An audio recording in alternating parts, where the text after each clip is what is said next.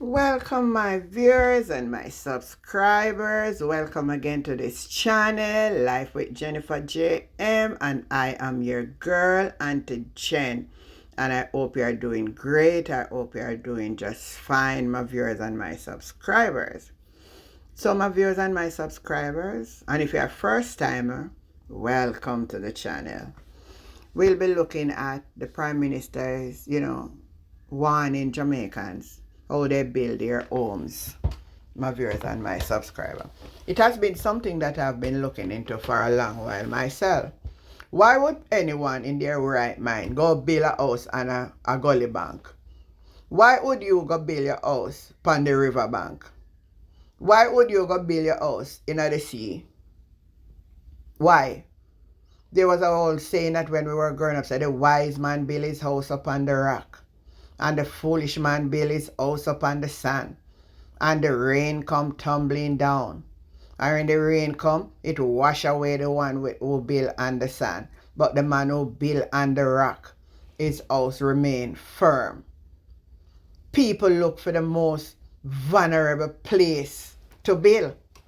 So I have to agree with the Prime Minister and what he's saying. So I want you to take a listen and listen to what the Prime Minister of Jamaica have of this to say. Listen. It is clear that some Jamaicans have chosen to live in areas which are dangerous to live in because those areas are susceptible to weather events. People have chosen to live on hillsides that are precarious.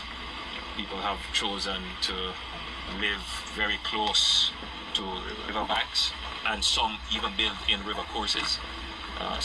We have quite a number of communities that are perched precariously again on gully banks, and so we give God thanks every day that when we have these major weather events, we have not seen any significant loss of life or damage. But I would say that it may not always be the case, and I would use this opportunity to urge Jamaicans that we understand the issues of settlement, we understand the issues of housing and where you can find marginal land to live on and so forth, but you should, in seeking to settle, in seeking to live, to find a place to live, take into consideration the environmental issues and the climate change issues, particularly the environmental issues having to do with your access to water, with the stability of the slope.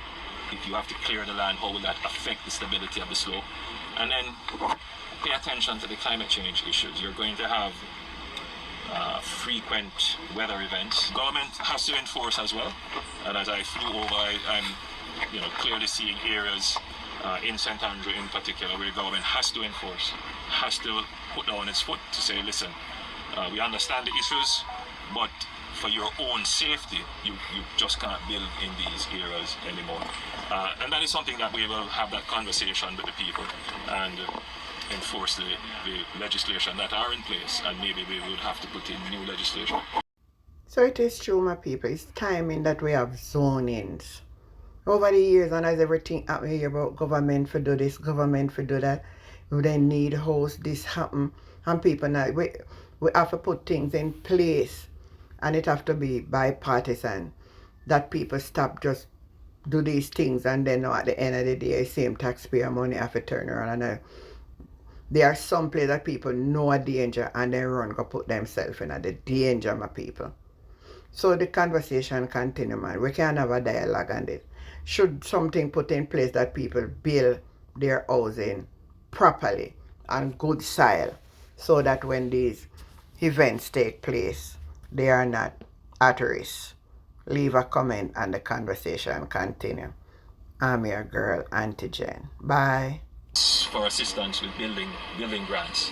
Whenever we have these heavy rains, given the housing infrastructure that we have, much of which is significantly deteriorated, people have reported heavy leaks and damage to their roofing.